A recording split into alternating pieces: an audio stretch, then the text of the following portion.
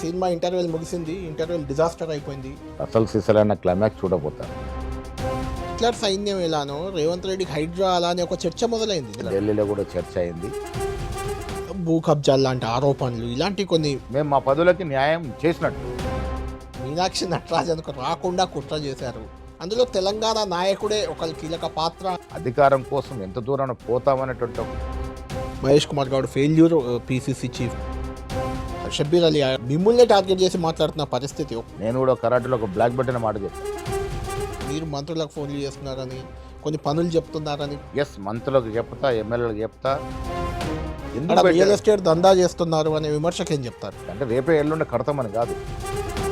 ఎందుకు పవన్ కళ్యాణ్ సభను ఎందుకు అడ్డుకున్నారు? మరి నా వెనుక ఉన్న వారికి ఏదో లాభం చేస్తారంటే అది ఎట్లా అవుతుంది? వాళ్ళు 10 ఏళ్లలో 8 లక్షల కోట్లు అప్పు తెస్తే మీరు 2.5 ఏళ్లలో 4 లక్షల కోట్లు తెచ్చారు. ఇంకా 300 ఎకరాల పైన నాకు ఆస్తి ఉంది. Weekend with TPCC chief Mahesh Kumar Goud రాత్రి 7 గంటలకు మీ 10 టీవీలో.